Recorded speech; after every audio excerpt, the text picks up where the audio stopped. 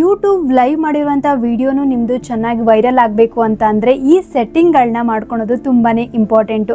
YouTube ಲೈವಲ್ಲಿ ನೀವೇನಾದರೂ ಈ ಸೆಟ್ಟಿಂಗ್ಗಳನ್ನ ಮಾಡ್ಕೊಂಡಿದ್ದೀರಾ ಅಂತ ಅಂದರೆ ನಿಮಗೆ ನೀವೇನು ಲೈವ್ ಮಾಡ್ತಾ ಇರ್ತೀರಲ್ವ ಅದು ಪ್ರೈವೇಟಲ್ಲಿ ಇರಲ್ಲ. ಯಾವ ರೀತಿಯಾದಂಥ ತಪ್ಪುಗಳನ್ನ ಮಾಡಬಾರ್ದು, ಯಾವ ರೀತಿಯಾದಂಥ ತಪ್ಪುಗಳನ್ನ ಮಾಡೋದ್ರಿಂದ ನಮ್ಮ ಯೂಟ್ಯೂಬ್ ಲೈವಲ್ಲಿ ಎಫೆಕ್ಟ್ ಆಗುತ್ತೆ, ನಮ್ಮ ಚಾನಲ್ಗೆ ಎಫೆಕ್ಟ್ ಆಗುತ್ತೆ, ಅದೇ ರೀತಿ ಯಾವ ಸೆಟ್ಟಿಂಗ್ಗಳನ್ನ ಮಾಡಬೇಕು ಅನ್ನೋದನ್ನು ಈ ವಿಡಿಯೋದಲ್ಲಿ ಕಂಪ್ಲೀಟಾಗಿ ಹೇಳ್ತೀನಿ.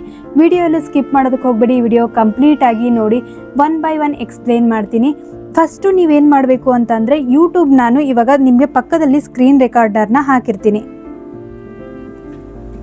ಫಸ್ಟು ನಾನು ಸ್ಕ್ರೀನ್ ರೆಕಾರ್ಡರ್ನ ಆನ್ ಮಾಡ್ಕೊಳ್ತೀನಿ. ನಾವು ಫಸ್ಟು ಯೂಟ್ಯೂಬ್ಗೆ ಹೋಗಬೇಕು. ಯೂಟ್ಯೂಬ್ನಲ್ಲಿ ನೀವು ಇಲ್ಲಿ ಪ್ಲಸ್ ಐಕನ್ ಕಾಣ್ತಾ ಇರ್ಬೋದು, ನಾನು ಇಲ್ಲಿ ಪಕ್ಕದಲ್ಲಿ ಸ್ಕ್ರೀನ್ ರೆಕಾರ್ಡರ್ನ ಹಾಕಿರ್ತೀನಿ.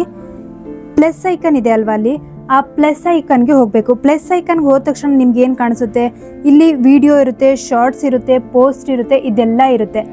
ನೀವು ಫಸ್ಟು ಏನು ಮಾಡಬೇಕು, ಇಲ್ಲಿ ಲೈವ್ ಪಕ್ಕ ನಿಮ್ಗಿಲ್ಲಿ ಪೆನ್ಸಿಲ್ ಮಾರ್ಕ್ ಕಾಣಿಸ್ತಾ ಇದೆ, ಆ ಪೆನ್ಸಿಲ್ ಮಾರ್ಕ್ ಮೇಲೆ ಕ್ಲಿಕ್ ಮಾಡಬೇಕು.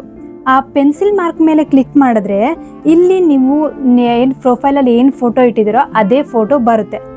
ಈಗ ಏನಾಗುತ್ತೆ ಅಂತಂದರೆ ನೀವು ಇಲ್ಲಿ ಚೇಂಜ್ ಮಾಡ್ಕೊಳ್ಬೋದು. ಇವಾಗ ನೀವು ಲೈವಲ್ಲಿ ಯಾವ ರೀತಿಯಾದಂಥ ಫೋಟೋ ಇದೆಯೋ ಆ ಫೋಟೋನ ಇಲ್ಲಿ ಗ್ಯಾಲರಿಯಲ್ಲಿ ನೀವು ಫೋಟೋ ತೊಗೊಳ್ಬೇಕಾದ್ರೂ ಹಾಕ್ಕೊಳ್ಬೋದು, ಇಲ್ಲ ಅಂತಂದರೆ ಲೈವ್ನ ಹಾಗೆ ಕ್ಯಾಪ್ಚರ್ ಮಾಡ್ಬೋದು. ಇಲ್ಲಿ ಪೆನ್ಸಿಲ್ ಮಾರ್ಕ್ ಕಾಣಿಸ್ತಾ ಇದೆಯಲ್ಲ, ಅಲ್ಲಿ ಟೇಕ್ ಎ ಥಂಬ್ನೇಲ್ ಅಂತಲೂ ಇದೆ, ಅಪ್ಲೋಡ್ ಥಂಬ್ನೇಲ್ ಅಂತಲೂ ಇದೆ. ಟೇಕ್ ಎ ಥಂಬ್ನೇಲ್ ಅಂದರೆ ಈ ಒಂದು ಪಿಕ್ನ ತೊಗೊಂಡ್ಬಿಟ್ಟು ಅಲ್ಲಿ ಆ್ಯಡ್ ಮಾಡೋದು, ಇಲ್ಲ ಅಂತ ಅಂದರೆ ಜಸ್ಟು ಅಪ್ಲೋಡ್ ಥಂಬ್ನೇಲ್ ಅಂತ ಇದೆ ಅಲ್ವಾ, ಅಪ್ಲೋಡ್ ಥಂಬ್ನೇಲ್ ಅಂದರೆ ನೀವು ಗ್ಯಾಲರಿಲಿ ಹೋಗಿ ಯಾವುದಾದ್ರೂ ನಿಮ್ಮ ಫೋಟೋನ ಅಲ್ಲಿ ಅಪ್ಲೋಡ್ ಮಾಡ್ಬೋದು. ಇದಾದಮೇಲೆ ಇಲ್ಲಿ ಟೈಟಲ್ನ ನೀವು ಕೊಡೋದು ಅವಶ್ಯಕತೆ ಇಲ್ಲ, ಎಲ್ಲರೂ ಟೈಟಲ್ನ ಕೊಡಲ್ಲ. ನಿಮ್ಮದು ಜಸ್ಟ್ ಆಲ್ರೆಡಿ ಅದು ಬಂದಿರುತ್ತೆ, ನೀವು ಯಾವ ನಿಮ್ಮದು ಏನು ಚಾನಲ್ ನೇಮ್ ಇರುತ್ತೋ ಅದೇ ಚಾನಲ್ ನೇಮ್ ಬಂದಿರುತ್ತೆ, ಈಸ್ ಲೈವ್ ಅಂತ ಬಂದಿರುತ್ತೆ. ಇಲ್ಲಿ ಬೇಕಾದರೆ ನೀವು ಚೇಂಜ್ ಮಾಡ್ಕೊಳ್ಬೋದು. ನಾನಿವಾಗ ನನ್ನ ಚಾನಲ್ ನೇಮು 2 ಬೈಟ್ಸ್ ಕನ್ನಡ ಆಗಿರೋದ್ರಿಂದ 2 ಬೈಟ್ಸ್ ಕನ್ನಡ ಅಂಥೇಳಿ ಈ ರೀತಿ ಬೇಕಾದರೂ ಆ್ಯಡ್ ಮಾಡ್ಬೋದು. ಇಲ್ಲಿ ನೀವು ಈಗ ಮೆಂಬರ್ಸ್ ಮಾತ್ರ ಅದನ್ನು ಇದೆಯಾ, ಅನ್ಲಿಸ್ಟೆಡಲ್ಲಿ ಇಡಬೇಕಾ, ಇವಾಗನೇ ಪಬ್ಲಿಕ್ ಮಾಡೋದು ಬೇಡವಾ, ಇದನ್ನೆಲ್ಲ ನೀವು ಅನ್ಲಿಸ್ಟೆಡಲ್ಲಿ, ನಾನಿವಾಗ ಸದ್ಯಕ್ಕೆ ಅನ್ಲಿಸ್ಟೆಡಲ್ಲಿ ಇಡ್ತೀನಿ. ಅನ್ಲಿಸ್ಟೆಡಲ್ಲಿ ಇಡೋದು ಪಬ್ಲಿಕ್ ಏನು ಅಂತ ಅಂದರೆ any one can search for and view, ಯಾರು ಬೇಕಾದರೂ ಅದನ್ನು ಸರ್ಚ್ ಮಾಡ್ಬೋದು, ಆಮೇಲೆ ನೋಡ್ಬೋದು. ಇದಾದಮೇಲೆ ಇಲ್ಲಿ ಆಡಿಯನ್ಸ್ ಅಂತೇಳಿ ನೀವು ವಿಡಿಯೋಸ್ಗಳನ್ನೆಲ್ಲ ಅಪ್ಲೋಡ್ ಮಾಡ್ತೀರಲ್ವ, ಅಲ್ಲಿ ನಿಮಗಿರುತ್ತೆ yes it's made for kids, not made for kids ಅಂಥೇಳಿ ಇರುತ್ತೆ. ಈಗ ನೀವೇನು ಮಾಡಬೇಕು ಅಂತಂದರೆ ಇಲ್ಲಿ ನೀವೊಂದು ವೇಳೆ ಏನಾದರೂ ನಾಟ್ ಮೇಡ್ ಫಾರ್ ಕಿಡ್ಸ್, ನೀವು ಮಕ್ಕಳಿಗೆ ಮಾಡ್ತಾ ಇಲ್ಲ ಅಂದರೆ ನಾಟ್ ಮೇಡ್ ಫಾರ್ ಕಿಡ್ಸ್ ಹಾಕಿ, ಮಕ್ಕಳಿಗೆ ಎಜುಕೇಷನ್ ಸಂಬಂಧಪಟ್ಟಾಗ ಏನಾದರೂ ನೀವು ವಿಡಿಯೋಸ್ಗಳನ್ನ ಮಾಡ್ತಾ ಇದ್ದೀರಾ ಅಂತ ಅಂದರೆ yes it's made for kids ಅಂಥೇಳಿ ಸೆಲೆಕ್ಟ್ ಮಾಡ್ಬೋದು. ನಾನಿವಾಗ no it's not made for kids ಅಂಥೇಳಿ ಸೆಲೆಕ್ಟ್ ಮಾಡಿದ್ದೀನಿ. ಇನ್ವೈಟ್ ಗೆಸ್ಟ್, ಈಗ ನಿಮ್ಮ ರಿಲೇಷನ್ಸ್ ಆಗಿರ್ಬೋದು, ನಿಮ್ಗೆ ಯಾರೋ ಒಬ್ಬರು ಫ್ರೆಂಡ್ಸ್ ಇರ್ಬೋದು, ಅವರು ಯೂಟ್ಯೂಬ್ ಚಾನಲ್ ಇತ್ತು ಅಂತಂದರೆ ಅವ್ರನ್ನ ಬೇಕಾದರೆ ಇದರೊಳಗಡೆ ಇನ್ವೈಟ್ ಮಾಡಿ ಇಬ್ಬರು ಲೈವ್ನ ಮಾಡ್ಬೋದು. ಈ ರೀತಿಯೂ ಆಪ್ಷನ್ ಇದೆ. ಡಿಸ್ಕ್ರಿಪ್ಷನ್ ಬೇಕಾದರೂ ನೀವು ಹಾಕ್ಬೋದು, ಡಿಸ್ಕ್ರಿಪ್ಷನ್ ಹಾಕದೇನೂ ಇರ್ಬೋದು. ಡಿಸ್ಕ್ರಿಪ್ಷನ್ ಹಾಕೋ ಅವಶ್ಯಕತೆ ಇಲ್ಲ, ಇಲ್ಲಿ ಡಿಸ್ಕ್ರಿಪ್ಷನ್ ಹಾಕಲ್ಲ, ನಾನು ಹಾಕ್ತಾ ಇಲ್ಲ. ಜಸ್ಟ್ ನೀವು ಬೇಕಾದರೂ ನಿಮ್ಮ ನೇಮ್ನ ಆ್ಯಡ್ ಮಾಡ್ಬೋದು. ಡಿಸ್ಕ್ರಿಪ್ಷನ್ ಯಾರೂ ಹಾಕೋದಿಲ್ಲ, ಆಲ್ಮೋಸ್ಟ್ ಎಲ್ಲರೂ ಹಾಕೋದೇ ಇಲ್ಲ, ಅದಕ್ಕೆ ಡಿಸ್ಕ್ರಿಪ್ಷನ್ ಹಾಕೋ ಅವಶ್ಯಕತೆ ಇಲ್ಲ.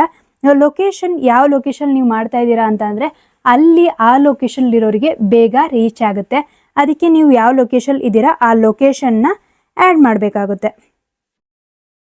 ಆಮೇಲೆ ಇಲ್ಲಿ ನೀವು ಬೇಕಾದರೆ ಸ್ಕೆಡ್ಯೂಲ್ ಮಾಡ್ಕೊಳ್ಬೋದು, ನಿಮ್ಗೆ ಯಾವ ಸ್ಕೆಡ್ಯೂಲ್ ಮಾಡಬೇಕು ಆ ಸ್ಕೆಡ್ಯೂಲ್ನ ಮಾಡ್ಬೋದು.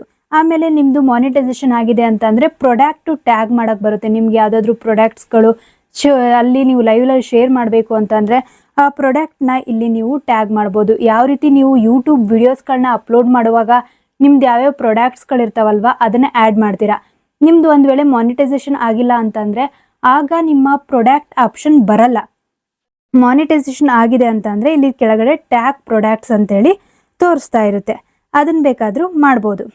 ಆಮೇಲೆ ಇಲ್ಲಿ ಅಡ್ವಾನ್ಸ್ ಸೆಟ್ಟಿಂಗ್ ಅಂತ ಇದೆ ಅಲ್ವಾ, ಅಡ್ವಾನ್ಸ್ ಸೆಟ್ಟಿಂಗಲ್ಲಿ allow chat, allow reactions, show leaderboards, ಇವಾಗ ಯಾರು ಲೀಡರ್ ಬೋರ್ಡಲ್ಲಿರುತ್ತೆ ಅದೆಲ್ಲ ತೋರಿಸ್ತಾ ಇರುತ್ತೆ. ಆಮೇಲೆ ನೀವು ಏನಾದರೂ ಮಾತಾಡುವಾಗ ಯಾರಾದರೂ ರಿಯಾಕ್ಷನ್ ಮಾಡ್ಬೋದು, ಅದಕ್ಕೆ ಅಲ್ಲಿ ರಿಯಾಕ್ಷನ್ ಅಲೋ ಕೊಡಿ. ಆಮೇಲೆ ಚಾಟ್ ಮಾಡ್ಬೋದು, ಯಾರಾದರೂ ನಿಮ್ಮ ಚಾಟ್ ಮಾಡೋದ್ರಿಂದ ಇನ್ನೂ ಉಪಯೋಗ ಅಲ್ವಾ, ನಿಮ್ಮ ಲೈವ್ ತುಂಬ ಚೆನ್ನಾಗಿ ಅವರಿಗೆ ಆನ್ಸರ್ ಮಾಡ್ತಾ ಇದ್ದರೆ ನಿಮ್ಮ ಲೈವ್ ಹೋಗ್ತಾ ಇರುತ್ತೆ, ನಿಮಗೇನು ಪ್ರಾಬ್ಲಮ್ ಇರಲ್ಲ. ಅಲೋ ಮಾಡಿ ಅದನ್ನು. ಇದಿಷ್ಟು ಮಾಡಿಬಿಟ್ಟು ಇಲ್ಲಿ ಗೋ ಲೈವ್ ಅಂಥೇಳಿ ಹಾಕಿದ್ರೆ ಆಯಿತು. ಇದಿಷ್ಟು ಇದರೊಳಗಡೆ ಸೆಟ್ಟಿಂಗ್ಗಳನ್ನ ಮಾಡ್ಕೊಳ್ಬೇಕಾಗುತ್ತೆ. ಆಮೇಲೆ ನೀವು ಗೋ ಲೈವ್ ಅಂತ ಹೋದರೆ ನೀವು ಲೈವ್ಗೆ ಹೋಗ್ಬೋದು. ಆಮೇಲೆ ನೀವು ಬೇಕಾದರೆ ಸ್ಕೆಡ್ಯೂಲ್ ಬೇಕಾದರೆ ಅದನ್ನು ಮಾಡಿಡ್ಬೋದು. ಇದಿಷ್ಟು ಯೂಟ್ಯೂಬ್ನಲ್ಲಿ ನೀವು ಲೈವ್ಗೆ ಹೋಗುವಾಗ ನೆನಪಲ್ಲಿ ಇಟ್ಕೊಳ್ಬೇಕು. ಇದಾದಮೇಲೆ ನೀವು ಯೂಟ್ಯೂಬ್ ಲೈವ್ಗೆ ಹೋಗುವಾಗ ನಿಮ್ಮ ಬ್ಯಾಕ್ಗ್ರೌಂಡಲ್ಲಿ ಯಾವುದೋ ಒಂದು ಟಿ ವಿ ಸೌಂಡ್ ಕೇಳಿಸ್ತಾ ಇರೋದು ಅಂಥದ್ದೆಲ್ಲ ಮಾಡೋದಕ್ಕೆ ಹೋಗಬೇಡಿ. ಜಾಸ್ತಿ ಹೊತ್ತು ನೀವು ಮಕ್ಕಳನ್ನು ತೋರಿಸೋದು ವಿಡಿಯೋಸ್ನಲ್ಲಿ ಅದನ್ನು ಮಾಡೋದಕ್ಕೆ ಹೋಗಬೇಡಿ. ಆ ರೀತಿ ಏನಾದರೂ ನೀವೇನೋ ಕೆಲಸ ಮಾಡ್ತಾ ಇರ್ತೀರಾ, ಮಗುದೇನೋ ಕೆಲಸ ಮಾಡ್ತಾ ಇರ್ತೀರಾ, ಅಂಥದ್ದೆಲ್ಲ ನೀವು ತೋರಿಸಲೇಬಾರ್ದು. ಆಮೇಲೆ ಯೂಟ್ಯೂಬ್ ಲೈವ್ನ ಮಿಸ್ಲೀಡಿಂಗ್ ಏನಾದರೂ ಮಾಡ್ಕೊಳ್ತಾ ಇದ್ದೀರಾ ಅಂತ ಯೂಟ್ಯೂಬ್ ಗೊತ್ತಾಯಿತು ಅಂತ ಅಂದರೆ ಇಮ್ಮಿಡಿಯೇಟಾಗಿ ನಿಮ್ಮ ಚಾನಲ್ನ ರಿಮೂವ್ ಮಾಡ್ತಾರೆ. ಈಗಂತೂ 2026ಅಲ್ಲಿ ತುಂಬಾ ಸ್ಟ್ರಿಕ್ಟ್ ಆಗಿದೆ, ಚಾನಲ್ನೆಲ್ಲ ರಿಮೂವ್ ಮಾಡ್ತಾ ಇದ್ದಾರೆ. ಅದಕ್ಕೆ ನೆನಪಲ್ಲಿ ಇಟ್ಕೊಳ್ಳಿ. ಆದಷ್ಟು ನೀವು ಆ ರೀತಿ ಆಗಬಾರ್ದು ಅಂತಂದರೆ ಮ್ಯೂಸಿಕ್ಗಳು, ನಿಮ್ಮ ಕಾಪಿರೈಟ್ ಬರುವಂಥ ಮ್ಯೂಸಿಕ್ಗಳು, ನೀವು ಕಮ್ಯುನಿಟಿ ಗೈಡ್ಲೈನ್ಸ್ನಲ್ಲಿ ಏನೇನು ಫಾಲೋ ಮಾಡಬೇಕು ಅದನ್ನೆಲ್ಲ ಫಾಲೋ ಮಾಡಿಬಿಟ್ಟು ಯೂಟ್ಯೂಬ್ ಲೈವ್ನ ಮಾಡಿ. ಇಲ್ಲ ಅಂತ ಅಂದರೆ ನಿಮ್ಮ ಚಾನಲ್ನ ನೀವು ಕಳ್ಕೊತೀರ. ಅದಕ್ಕೆ ಆದಷ್ಟು ಅಷ್ಟು ದಿನ ಕಷ್ಟಪಟ್ಟಿದ್ದು ಕಳ್ಕೊಬಾರ್ದು ಅಂತ ಅಂದರೆ ಯೂಟ್ಯೂಬ್ ಲೈವ್ ಮಾಡುವಾಗ ಕೆಲವೊಂದು ರೂಲ್ಸ್ನ ನೀವು ನೆನಪಲ್ಲಿ ಇಟ್ಕೊಂಡ್ರೆ ನಿಮಗೆ ಹೆಲ್ಪ್ ಆಗುತ್ತೆ, ನಿಮ್ಮ ಚಾನಲ್ಲು ಸೇಫ್ ಆಗಿರುತ್ತೆ.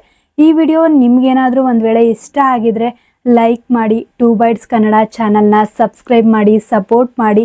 ನಿಮಗೆ ಯಾವುದಾದ್ರೂ ಇನ್ಫಾರ್ಮೇಷನ್ ಬೇಕಾಗಿದ್ದರೆ ಕಮೆಂಟ್ ಮಾಡಿ. Thanks for watching. ನೆಕ್ಸ್ಟ್ ವಿಡಿಯೋದಲ್ಲಿ ಸಿಗೋಣ.